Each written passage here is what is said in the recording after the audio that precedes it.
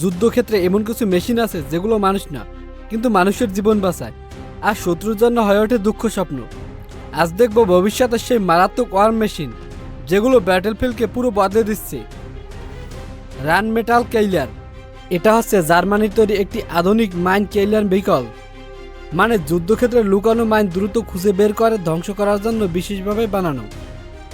দেখতে ট্যাঙ্কের মতো হলেও এর সামনে আছে বিশেষ চেইন সিস্টেম, যা মাটিতে আঘাত করে মাইনকে আগেই এক্সপ্লোর করে দেয়। আর শুধু তাই না, এটা রকেট দিয়ে একসাথে পুরো একটা রাস্তা পরিষ্কার করতে পারে। ভাবো তো, সামনে মৃত্যু লুকানো আর কেইলার এসে সব সেভ করে দিচ্ছে।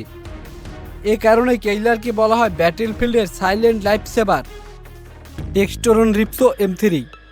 টেক্সটরন রিপসো M3 একটি আধুনিক রোবোটিক কম্ব্যাট ভেহিকলস, মানে এটা চালাতে কোনো ড্রাইভার ভেতরে বসে না, এটা রিমোট কন্ট্রোল বা AI দিয়ে চলে, মানে সৈন্যরা দূরে বসেই যুদ্ধ করতে পারে।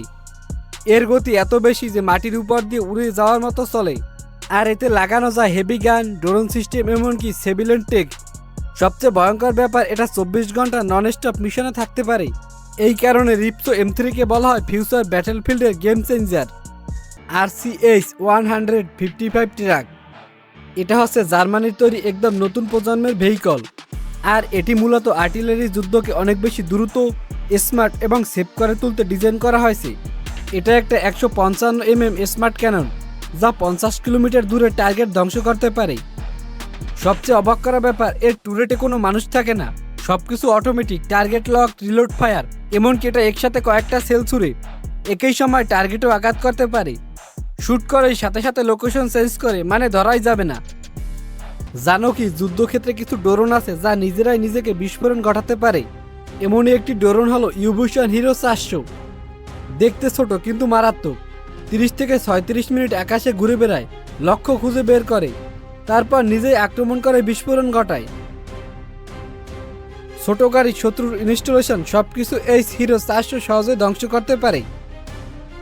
আর সবচেয়ে ভয়ঙ্কর ব্যাপার, এটি ফায়ার অ্যান্ড ফরগেট, একবার লঞ্চ করলে আর ফিরে আসে না, কেবল শত্রুর জন্য মৃত্যু নিয়ে আসে। এই কারণে এই হিরো 400-কে বলা হয় ব্যাটেলফিল্ডের সাইলেন্ট অ্যাসেশন।